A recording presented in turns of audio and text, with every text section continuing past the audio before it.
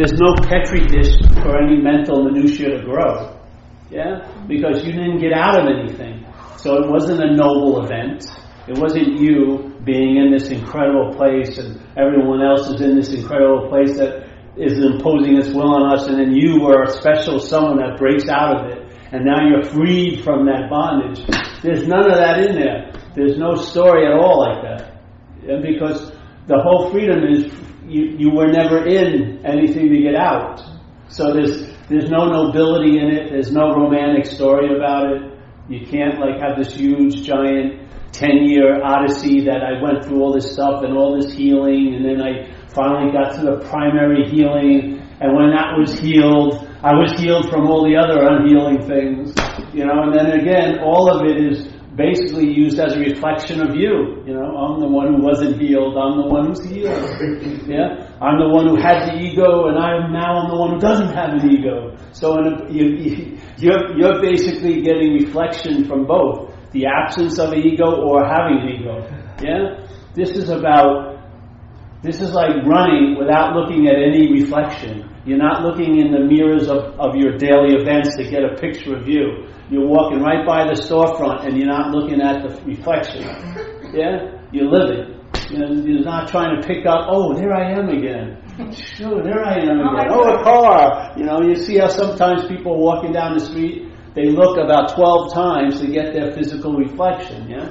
It's like the mind referring back to the self all day. There I am again. There I am again. Oh, yeah, there. And it's not just picking up reflection on these reflective surfaces. It's picking up reflections from every relationship. Because every relationship there's one who has all the relationships.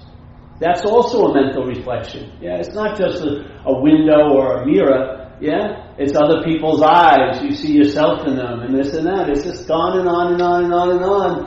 Constantly trying to reinforce an idea that you're a special someone. Not just a someone, but a special someone. Yeah?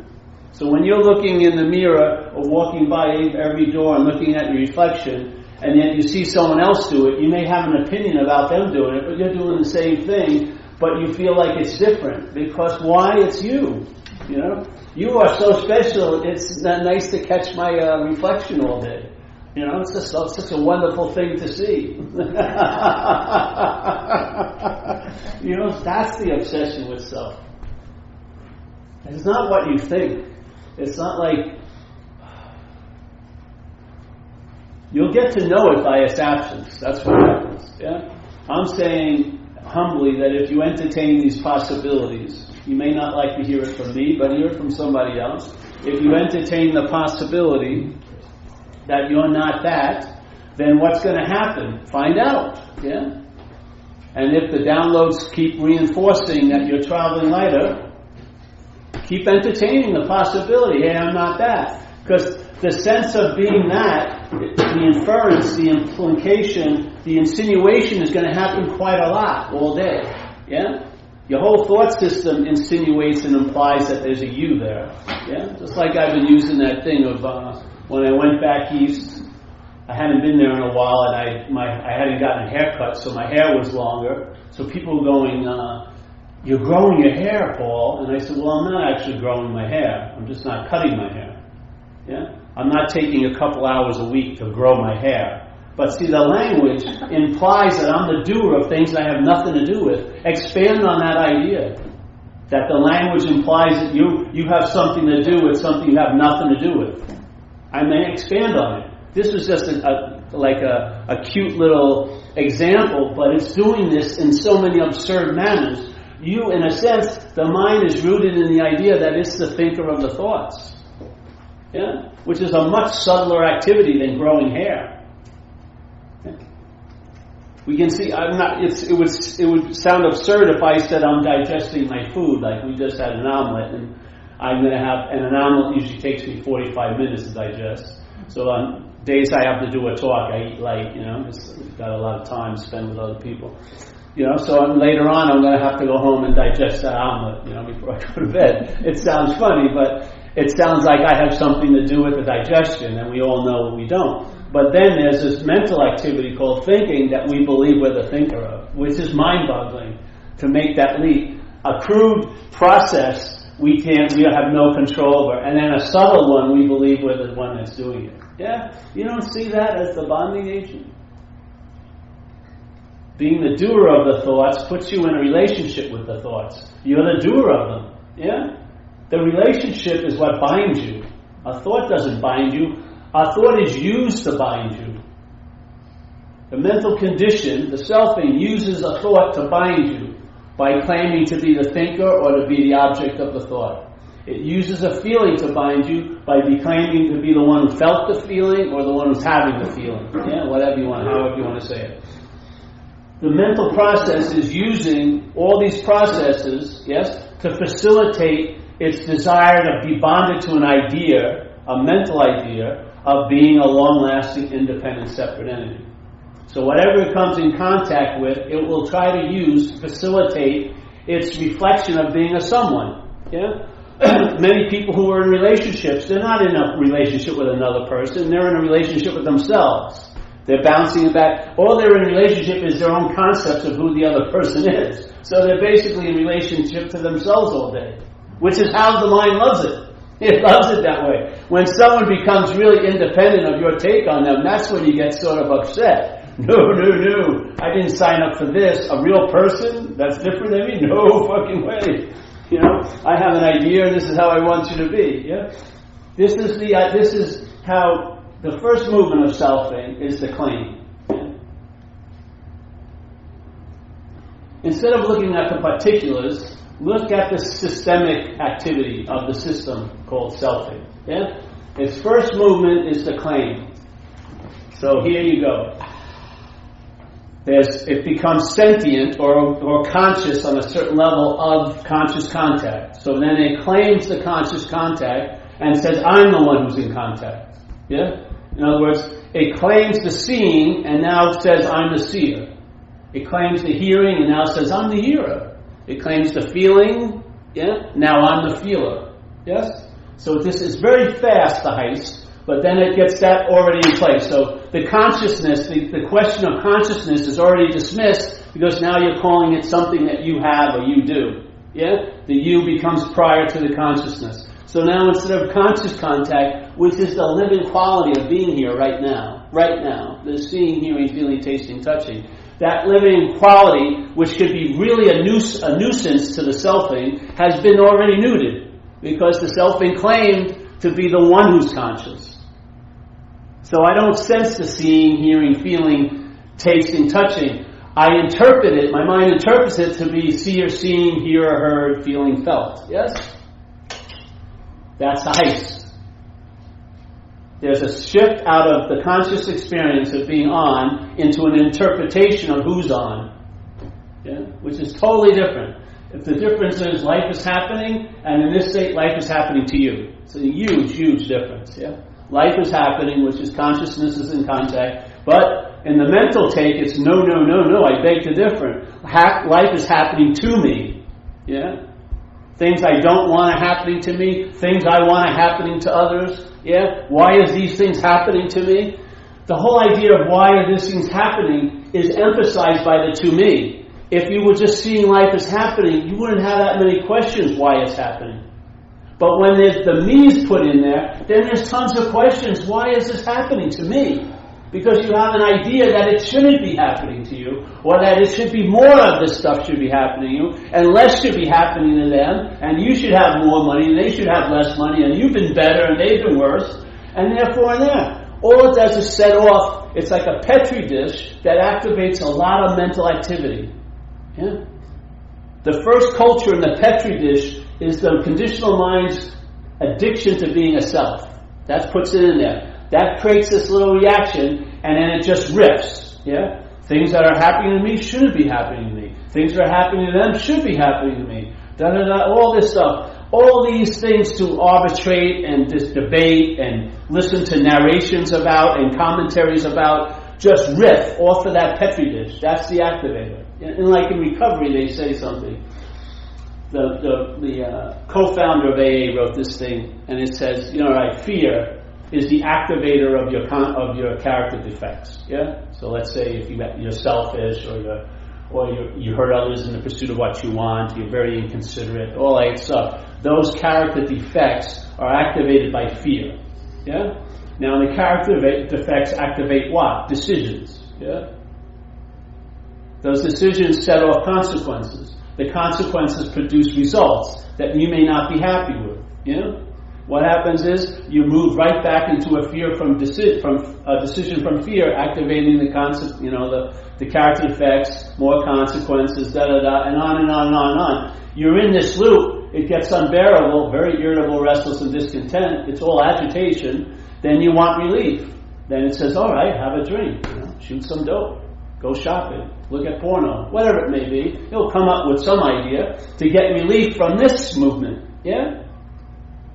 To get relief from this moment. So an addiction is basically trying to get relief from the first addiction. So I shot dope to get out of self. Yeah? I didn't shoot dope just to shoot dope. It didn't start out that way. I shot dope to get out of self. I wanted relief from this obsession, so I used this obsession to try to get me out of this one. Now it failed miserably, yeah, because I'm not going to get relief. An effect isn't going to initiate the cause to change. Yeah, what's being affected or produced by the cause isn't going to affect the cause. I've got to get to the causes and the conditions of what's going on, which in my sense was identification as a long-lasting, independent, separate entity. Instead of, it isn't about an ego, it's about who has the ego. Yeah? People think the ego is the problem, but they don't realize if they get free from the ego, they're still the one that's free from it. And if they have an ego, they're still the one that has the ego. To me, that's the bonding. The identification as a long-lasting, independent, separate entity that has and doesn't have, that gets closer then far away, that's connected and disconnected, that's on the beam and then off the beam and then wanting to get back on the beam. And it goes on and on and on. And who's informing you when you're off and on the beam? Voila! Yes? Who's saying how close you are to God today or how far away? God ain't. God isn't sending you a message, hey, you got how many miles, that song? I got 10 more miles, to get there. He's not informing you, with a GPS, all right, you got 48 miles to get to. It's your freaking head. What about the emotion? What? The emotion. What about the emotion? It usually tells me if I'm on the beam attempts to. I wouldn't trust emotions either because they've been co-opted also, because they've been claimed. Most people think excitement is nervousness or anxiety. They don't even recognize what's really going on. They put a different name on things. Yeah? Everything has been co-opted. Emotions have been co-opted and they're defined as your emotions. And the meaning of the emotion comes more from the your than the emotion itself. Just like the meaning of the thought comes more from the my of the thought than the thought itself. So feelings have us, is what you're saying. Feelings. They can have us, or they're the part of having us, or having a us, or a you. Yeah. But hold on to your questions till later, right here, because we're going to bake a souffle here. I want to keep having to open the oven and start it again. Yes? So you see, it's not. This is just my view. Find someone else. If you want to have your authentic emotions, find someone who's into having seminars about finding your authentic emotion. You know what I mean? Or find your authentic self. Like in all the charlatans, it's like that. Will the real one please stand up? It's like that TV show, whatever. Maybe there's one authentic self that you'll find, and then you realize all the other ones were bogus. Yeah. But this isn't the message that I'm sharing. The message I'm sharing isn't there. There's no inherent, separate, long-lasting, independent entity. There's no noun to be found here. There's no one who's having an emotion. There's emotions being had, yeah?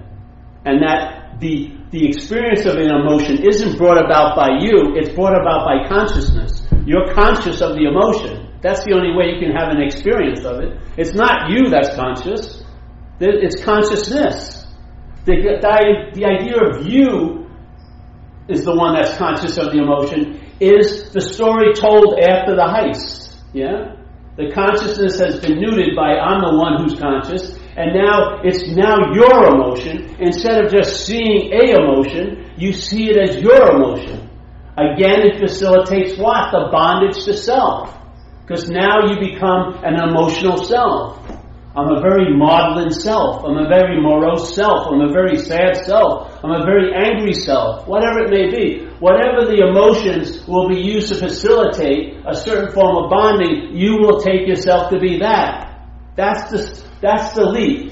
After all the claiming of all the feelings, all the thoughts, all your experiences, all your problems, all your time, all your body, all your wives, all your kids, well, after all that claiming, all the thought system can do is infer, imply, insinuate, and refer. It cannot make a self.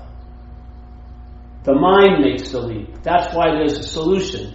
If the mind wouldn't make the leap, if we would just see the fingers pointing and not jump into the conclusion it's the moon, yeah? If we would just see the fingers pointing, find out what that's like.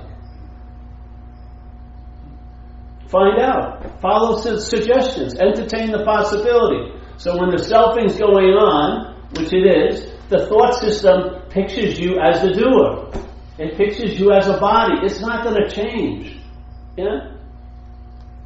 If you're taking this as your navigational system, it's going to infer that you, this, are on a journey. It'll even infer this to spirituality. You'll now be on a spiritual journey, and the only thing that can take a journey is a body, not a spirit. Where's a spirit going to start its journey to spirituality? It is spirit. Yeah? There's no point. It doesn't have it's not going to embark from this point and then have to go through these deep valleys. What goes through a valley? A body. A spirit doesn't go through a fucking valley. And it doesn't reach that mountaintop. A body does. Even spirituality has been referred or framed by the sense of being a body. You don't see that produces tons of possibilities for it to go astray? Your spiritual journey, you don't see that it can be co-opted every step of the way to use to reinforce the sense of being a self instead of what you're hoping for as the goal, which is freedom, let's say, from the self. It may that noble drive may be used, hijacked by the selfing, to reinforce the sense of a self. All the while you're thinking you're getting out of the sense of the self. It doesn't have any respect for any nobility. It'll claim fucking anything. The selfing doesn't, I can't touch that. That's a 3,000-year-old practice. Give me a freaking break. It'll use anything it comes in contact with to its own advantage. To do what? To facilitate this effect, the sense of being a someone. Yeah? Being a someone who's in the job of losing the sense of being a someone. It's just as much as being a someone looking at your reflection as you're walking down Union Street all day. Yeah, it's the same. You're just getting a different kind of reflection. You're now like a body that's sort of spiritual. A body that has a loving gaze. How many people have fallen for false charisma? They paid $60,000 and they died in a sweat lodge thinking they were going to get something from some retreat based on some crazy, falutin conceptual ideas. The poor people, they were overweight, middle-aged, they should never have been in a sweat, and they died, 2 or 3 of them. In one event. What drove them so strongly to pursue that with the hopes that it was going to lead them to freedom and put $60,000 down? You've got to see how even the spiritual journey has been co-opted. Incredibly. What would happen if the journey was you're right where you're going to land and you're right where you're going to take off from? It wouldn't be a cottage industry. You couldn't sell maps. You couldn't sell, these are the sites of the spiritual journey I think you'd like to stop at. There's no sites to point out. There's no vistas. You'll have your own vistas. It could be in Marin City today. Yeah? There's no way you can make money out of it in a sense. It's a bad career choice. If you're sharing nothing, how many people have come here? What have we ever offered you? Nothing. For 4, 5, 8 years, 12 years. Nothing. That's the gift that keeps on giving. Once you get something, it begets another something, and then more of the same something, and then now you're at intensive retreats instead of just a retreat. Now you're an intensive turbo retreat, mixed with therapy and tantra and silence and non-silence, vegan and gluten-free. All this incredible, and they're just adding and subtracting, but it's a failed mechanism. It's not taking you anywhere. If it did, you would probably do one retreat and that would be it. Yeah. You could hear this message once. I mean, my job has become obsolete. It's simple. Like the time's running out.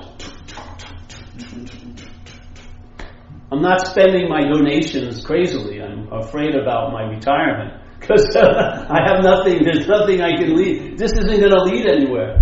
You know what I mean? My idea of success is if no one comes on a Saturday. Ultimately. Yeah. Come back to get the secret handshake. There's no secret handshake.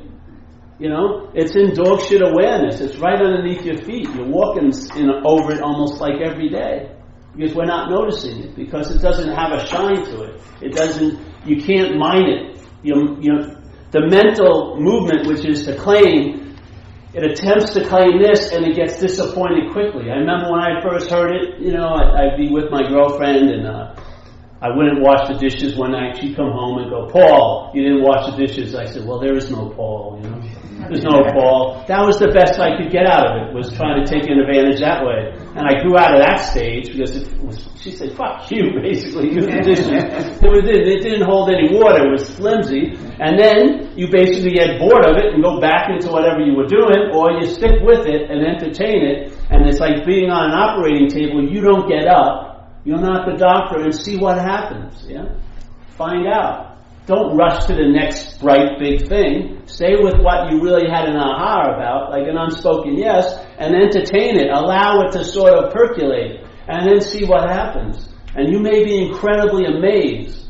Yeah, but you won't be adding anything. Anything will be added onto you. You'll be lightened amazingly, like pared down. Yeah, pared down. Very, very simple. Very simple. It's so simple that the solution isn't even, you throw that away too. The solution only is a solution when the problem seems real. Yeah? From the solution's point of view, there is no real problem. So even that, when that recognition hits you, there goes the solution. You don't even have to add the weight of a solution. Yeah? Just as you are, the basic premise of what you are right now is more than enough to initiate a long-lasting traveling light in here, if there was just an awareness of it. Yeah? Not as a Paul, but awareness of it. Yeah? And how easy, after there's a seeing of conscious contact for quite a while, after a while the emphasis will be off the conscious contact and it will be on the awareness of the conscious contact. Now you're getting somewhere. Yeah? I would say we are the awareness of the conscious contact. Consciousness is moving through this and experiencing things here, and there's an awareness of that. You can become aware of the consciousness. Yeah, I would say that's what you are, is that awareness. Yeah. Dawns on you, you start resting there, you got tons of attention and interest to deal with what's in front of you, usually, because you're not dealing with what's not happening anymore. I mean, it's totally economical. You're not spending any time about trying to figure out what happened or what's going to happen. You don't care. That's not your jurisdiction. Your jurisdiction is just to be conscious or be aware of the conscious contact. Yeah? And see how it goes. And when that starts happening, first of all, your senses are going to get enlivened. I mean, you're going to see with clarity, like HD, you'll taste differently, you'll hear. Everything will become much more alive, yeah? Because now your awareness of it isn't forgotten, it isn't deadened, isn't numbed out by all this mental agitation. It's crisp and clear, and it's reflecting the conscious contact pretty clearly. So like after a talk, we'll go out and eat, and the food is delicious, yeah? Even the smell of a decaf latte, it's such an excruciating, loving smell. You know, the wind is very caressing. Yeah, this is available all the time. Yeah? But in a sense, we're very numbed down, very, quote, unconscious. Yeah? Very agitated. So this clarity of mind is in being enjoyed. Like it says in recovery, we will be able to enjoy peace of mind. It doesn't say we will be able to attain peace of mind or achieve peace of mind. Peace of mind is a quality of mind. Peace, vast open space, clarity, emptiness, which is very peaceful, yeah? The point that's valuable to us is, are we able to enjoy it? Yeah? Are you able to enjoy when joy shows up right now? Is there enough room in you to allow joy to move in and have its moment of expression, to let peace and happiness move in? Or are you constantly in movement from the past into a future, agitated like crazy, and looking for a huge amount of relief from the agitation, but as the agitation? Yeah. And I found it all rooted back to this identification as a self. That's all. That's why I haven't moved from this topic in how many years.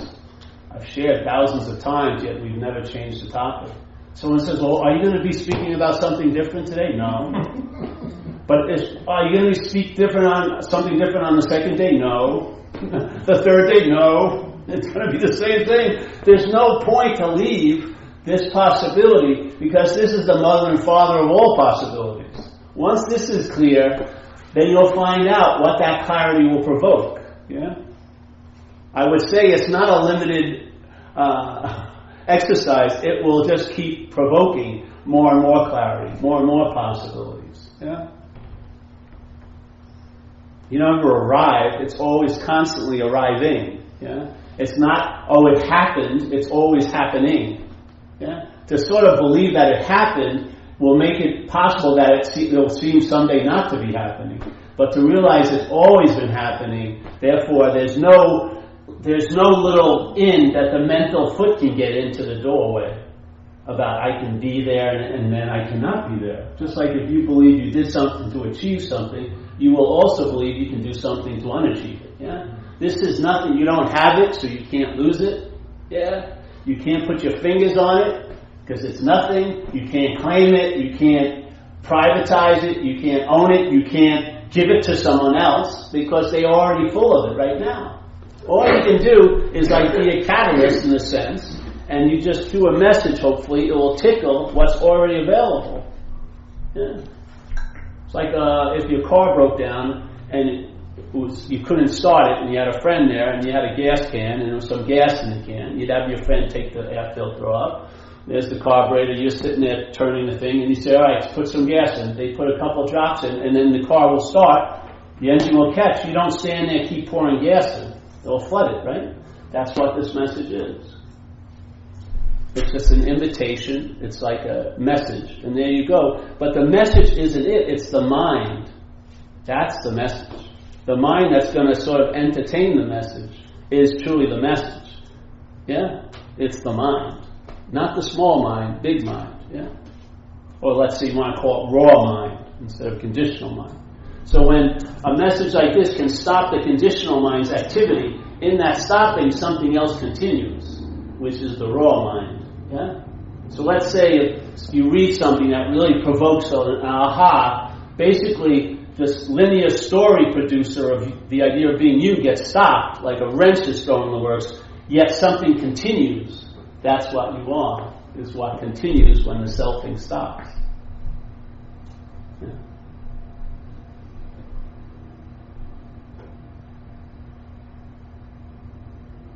And then like just now, then you're in this pause, and downloads occur, and you just entertain what's happening, and a lot gets revealed. And then blue becomes blue and red is red. You see things in a clearer way without any thought or effort on your part. It just happens. Yeah?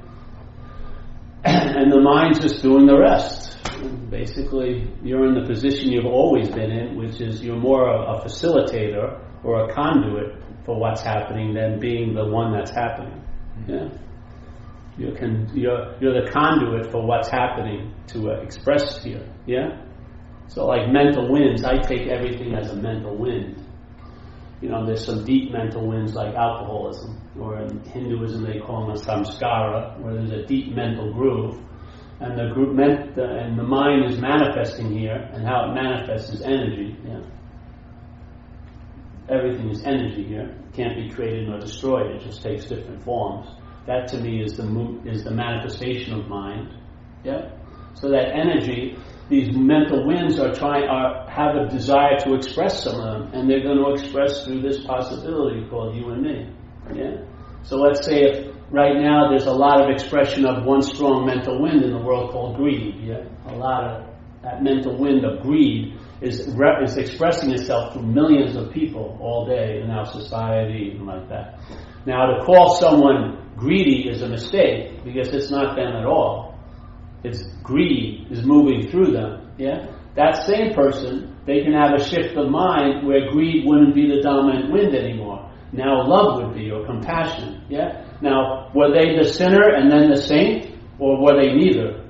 They were neither the sinner nor the saint. They were just facilitating a movement of mind. Whatever movement that mind is, we would try to give it a name and a form and say it was you and you're a greedy motherfucker, Paul. Yeah? But in fact, that's not so. It's just expression. So here I am. I lived in a very deep level of addiction, extremely deep, where I was shooting drugs every day. I was apt to do almost anything. And 4 years before, I would have never done those things I was doing every day. Yeah, never. I would never even imagine some of the things I've seen.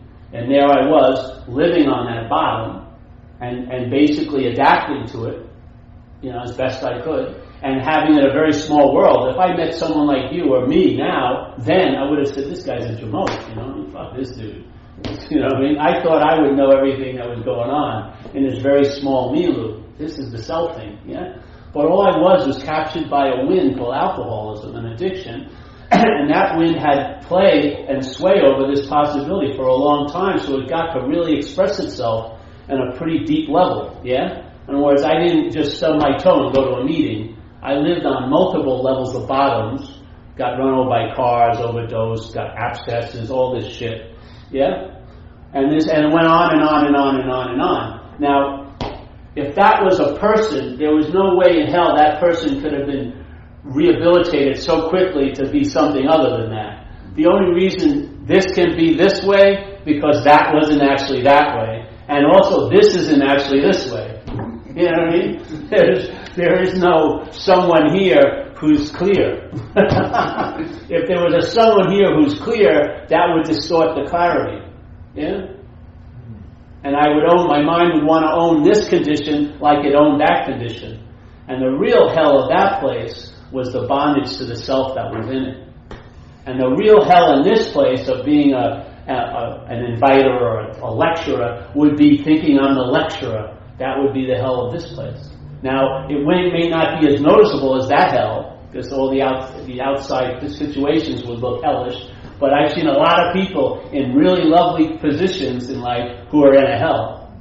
Not because of the situation, but because of the bondage as being the one in the situation.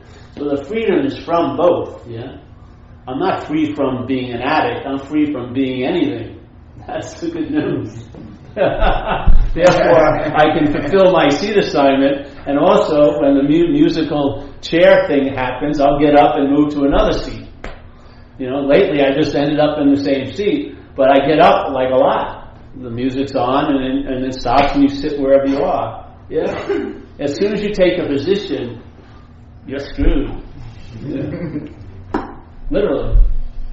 As soon as the mind wants to coagulate and claim basic expressions of something coming through me as mine, that's the bondage of self. Yeah? It can do it with saintly expressions or sinister expressions. It's going to do the same thing with both. Yeah?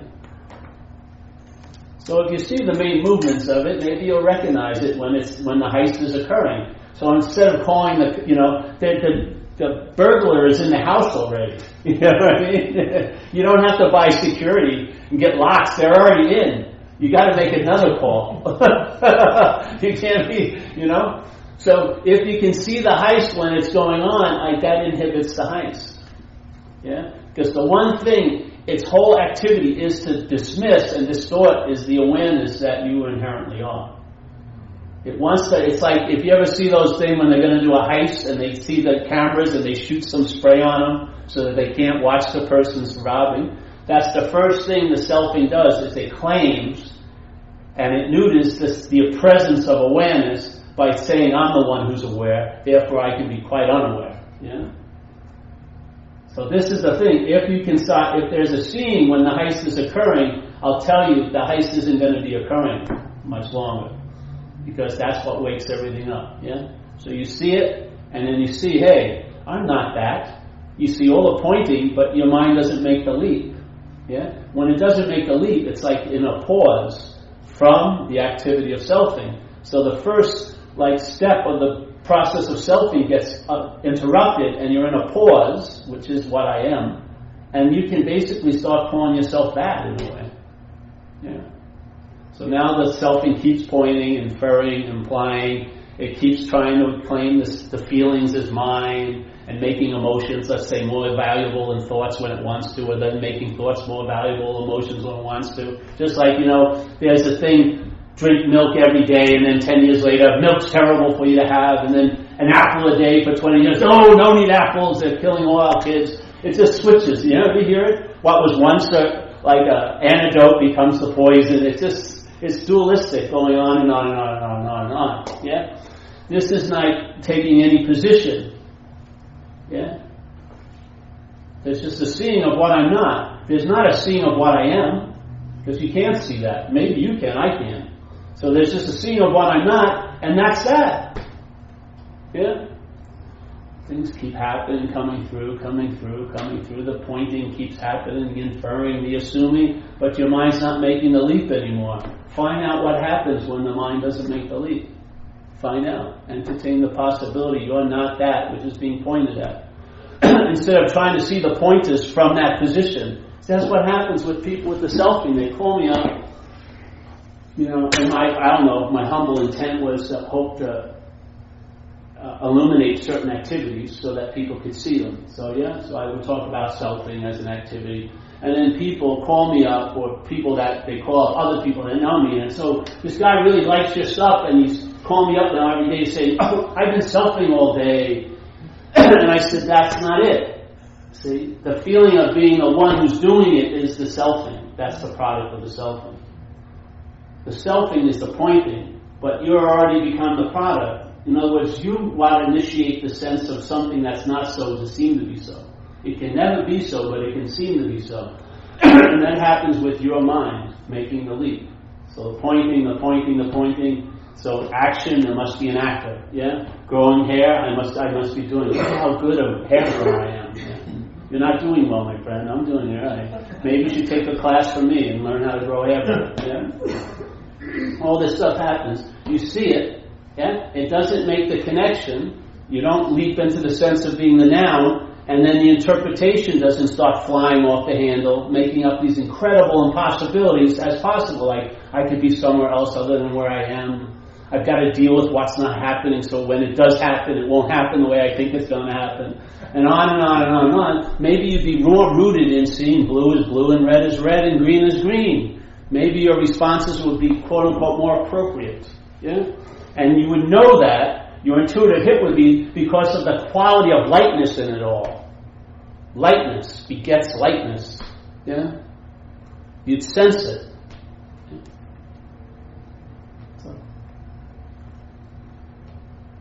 I want to be a therapist for what's not happening. I do. I figure I can make about 60 appointments a day. They'd be promised an hour, but they'd come in, they'd start complaining about what's not happening, and I'd say, hey, that's not happening. And they'd try to reinsert its reality. I'd say, but it's not happening. And their hour session would be done in a minute. Yeah? I could have 60 people in one day. I'd make how much? $6,000 a day. Then they'd run me out of town after a few days, but I'd already made about $18,000. Yeah, really. What more do you need to do with something that's not happening? What more? You want to apply more thought to it? I don't care how good your solution is. If it's applied to an imaginary problem, it's not going to work. It's going to become a problem, don't you think? If I use a solution to an imaginary problem, what I'm left with is a failed solution. Because it cannot solve the imaginary problem. Because the problem's imaginary. Just like self can't get out of self. There's a great old master called Huang Po, he says it in a very not a nice way. He says, you can't use mind to seek mind. You can't use the Buddha to seek the Buddha. You can do it for eons and there'll be absolutely no results. Eons. We're not talking about a couple of days or weeks. He's saying eons. You can do this for eons and it will not produce a damn fucking thing. This is the dilemma. We're trying to use mind to find mind. instead of recognizing we're not this idea of being a self, and then what we are, mind, would become revelatory. Yeah? You would realize, in a sense, what you are by seeing what you're not. Yeah? A lot of us are trying to see what we are from what we're not. That's why it seems to be failing so much, yeah? We're using the Buddha to seek the Buddha. We're using the mind to seek the mind. We're using light to find light. He says that's a fundamental flaw, a fundamental mistake. It doesn't mean it was a mistake in the 1200s, but it's not a mistake now. It's a fundamental mistake. Yeah? His teaching wasn't only applicable to 1200s, his teaching is applicable to right now. It's the same attributes of mind. So he would be cool. He'd walk into a session and then just get up sometimes. He'd say, fuck it, you know. He'd just say, everyone would be gathered, he'd go, bye, that's it, we're not doing anything today. You know what I mean? This is what we're attempting to do, is just share this incredible, simple possibility. And what's going to germinate it isn't anything outside yourself. You're entertaining it is. The seed's there. Everything's available. It's just entertaining it. And I'll tell you, your quality, everyone has a quality of entertaining. We're entertaining this place right now. You're entertaining time right now, aren't you? You're producing the influence of time, of thinking this day is constantly, there's a constant weather front of yesterday and tomorrow of every one of my days. Yeah? That's us entertaining time. Yeah? Most people aren't doing anything based on right now. They're doing something seemingly. They think they're doing something now based on what's going to happen later. How does that work for you? To me, it didn't work. You know, let's say I'm working I have a job here in the city, and while I'm working in the city, I'm thinking about my trip to Hawaii. Yeah? When I get to Hawaii, I'm thinking about work. It would be nice to be where I am, you know, in Hawaii. And I bet you the job wouldn't be so bad if you were actually there. But how's the job going to do compared to Hawaii? It's probably not going to do too well. It's going to find a lot of fault if you keep thinking about Hawaii when you're at the job, you know. Could you imagine if you had immunity to those thoughts? Not getting rid of the thoughts. Who cares about the thoughts? But you have an immunity to the thoughts because they're not seen as yours. Yeah? Then it would be, you wouldn't have to have even one requirement. I can't be thinking about the job when I'm in Hawaii. We're taking that one requirement out. Your mind can be thinking like crazy about the job, but if you have an immunity to those thoughts, as not being a thinker of them, you'll be in Hawaii. You'll be aware and conscious being in Hawaii. When someone's promising, well, only one thing has to be gone, then everything will be great. That's one thing too much. Yeah? When people say, all you need to do is stop thinking, well, thanks, bro. If I could, I would have years ago. You know, it sounds like, oh yeah, just stop thinking. Don't have any thoughts today. Oh yeah? Huh. Fuck you, basically, you know. Jeez, I paid $500 to hear that. I can't do it. How can I suddenly do it now? The point is, this isn't about not having thoughts. It's about not being the thinker. Yeah? It's not about not having feelings. It's about not being the feeler. Yeah? It's not the idea of not having problems. It's not being the one who has the problems. See what it's like when all those topics that seem to be ways you go crazy, yeah?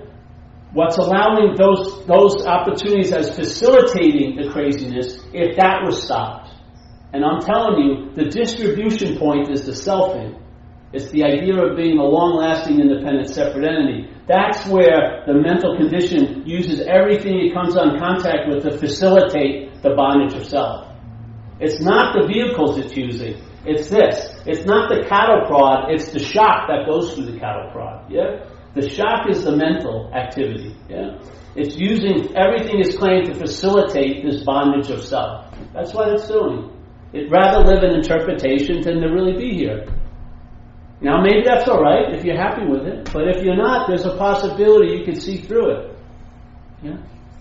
And once I saw that I wasn't that moon, yeah, When I saw that I wasn't that moon, the next thing my mind entertained is I can be free from it. Not, learn and move to the dark side of the moon or only come out at night or whatever. No, be free from it. Radically free. But my mind could never go there because I was identified as it. So I was trying to be free as it, yeah? My noble desires to practice meditation with the hopes it would lead me somewhere were co-opted by the selfing and was just used to formulate another bondage to a spiritual self.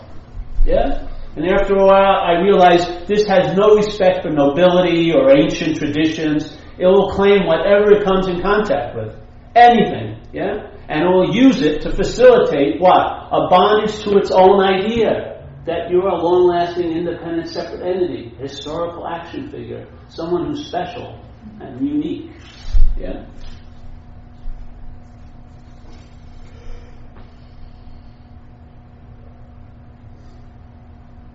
The other things I was doing was trying to limit or diminish some of the amplification of all those states. Instead of going to the point, who's having all the states?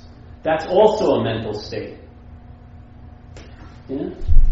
Question the first mental state, which is the idea of being a self. I am not having mental states. What believes is having a mental state is a mental state. That's the freedom. The freedom is like the lens opens up like this. It doesn't just open up like this. It opens up like this, and then what was being seen from is now seen. Before you were seeing from this, and you're hoping to get this to like this, so you would have a bigger view. It goes like this, and it opens up and it goes back behind or prior to you. And then you see from here and you see this. Not from it, but you see it. And you see it for what it is, which is it isn't you. That's the very strong emphasis of the message. It's not you. Yeah? What happens then? Your interest and attention leaves this preoccupation and starts enriching your life. So this day is more than enough because you're in it. Yeah? I'm not looking for a mythical trip to Hawaii right now. I have a great time in Northern California. Yeah? I don't drive 5 hours to go into the woods. I go behind the Mill Valley Library. It's 5 minutes from my house. I've walked that trail over 1,000 times and it's new every time I'm on it. Yeah? Because it's the mind that's giving the meaning to the trail, not the trail giving the meaning to the mind. I can surf at one beach for 14 years. I don't go to almost any other beach. Why should I? I'm happy as hell there. I don't want to have to get more happy. I'm just fine with the way it is. It's great. I don't want to get, a jet put on my boogie board. It's fine. I miss some waves, I catch some waves. It's great. Yeah.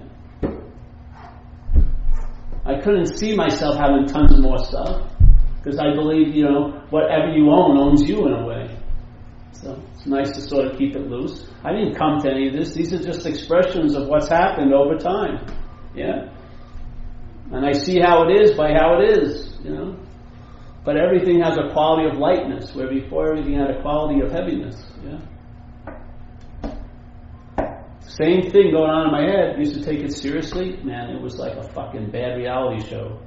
Now it's like a comedy skit all day. Same stuff, same mental minutia, but just held in a different light, held in a different way. Now it's comedic information. It's hilarious up there. It's freaking hilarious. It is. It's insane. But if it's taken seriously, it can produce exquisite suffering. Doesn't it? I see people in my program, my tribe, who are suffering exquisitely. The agitation of mind is just rubbing them raw all fucking day. They don't want to be here, and yet they can't get out of here. And their mind's saying, you have to get out of here all the day, and they can't get out. No matter what they get loaded. They want to run, they always have to come back to AA, and it's worse. They're like it's incredible. Now I found like in recovery, I was on a horse called Life, and my idea was, I don't like this horse. So when I was young, I jumped off it, fucking kicked it. Started getting rebellious and defiant, shot a lot of drugs, ran around. And then Life dragged me back to the corral, brought me right back to the same horse that I jumped off of. and got me fucking back on there. And I realized, hey, I'm inevitably going to have to get on this horse if I jump off, so I'm not jumping off anymore because it was a fucking hell of a ride, getting dragged back and get thrown back on the horse. So I'm just going to stay on the horse, you know what I mean? I don't want to go through, I was sober, now I'm not sober. No, I think I'll just stay sober if there's any possibility of that. Yeah? Let's, you know what I mean? Let's have some sober assessments of what's going on here. How many formulas have you followed and how many of them worked? And what's the one ingredient to all the formulas? You. Why not look at that? Yeah. Just like all my relationships. Most of them would be deemed as not workable, but the one constant in all of them was me. I had to look at me. Jesus, it's not all these different women that were the same. It was me. That was where the relief was. So, simple imitation, you know. The only thing I invite you to do is buy a shirt. That's all. I sell shirts. It's about it. What other person sells shirts? Well, like I said, it's a cottage industry. It's becoming more and more obsolete. So, any questions? You all right, honey? Yeah. Yeah. Yeah. It's good to be here. Good. That's that.